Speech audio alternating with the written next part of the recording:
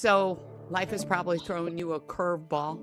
Could be a relationship, could be a job. Maybe worse, it could be your health or a loved one's health. And you're sitting there thinking, there's just no way. I don't know how I'm going to do this. And we're here to tell you today on our Resilience at Work series, you got this. And especially with my expert life coach, who is also the author of Resilience at Work, SimonTBailey. Welcome back. Thank you so much. Good to be with you. Same here. Simon, I know you wrote this book inspired by your own life. Can you give us your little bit of a story? Sure. So my journey in resilience was wanting to give up and realizing that if you give up, what does that model for the generation that's coming behind you? I have a 22-year-old, 26-year-old son and daughter. So I recognize, in the words of my father, the best hand that will feed you is the one at the end of your wrist. So I had to get up, figure it out, dust myself off, and keep going. Well, wonderful.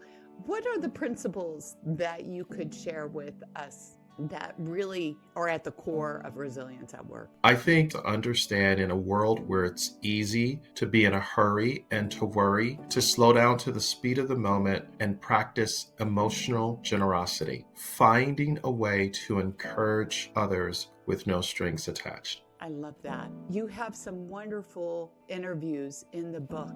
Would you share one with us that might help everybody out there listening right now? Yeah, one of the interviews that I did was with a lady who really worried all the time, waiting for the other shoe to drop, concerned about if she would thrive, taking care of elderly parent, being laid off from work, not finding the love of her life. And what she recognized is, if she didn't ask, how can I take control of the steering wheel of my life instead of being driven by everything and everyone, she would have continued to live with an anxious presence, stressed out, worried about the future. And when she began to answer the question, she started to take steps and really turn things around, but it started in her mindset. What do you think is the primary question there?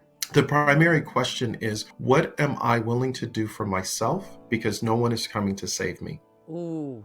Perfect. I know you have zillions of stories. There was a couple who realized that they needed to value each other instead of always seeking validation, and realized it wasn't about trying to outdo each other, but it was about co-creating the future together. And as a result of them coming together, getting on the same page, understanding that real conversation, real connection is not about you're right, I'm wrong. It's about how do we find a bridge to the future. What do you think are the key takeaways from all these stories wrapped up into one? I would say it comes from a place of honoring humanity, caring consistently, and uplifting others, so that in the humanness is the brokenness, and no one necessarily wants to be told that they're broken. They want to be respected and honored and told that I'm on the journey with you and you're going to be fine because I've got your back.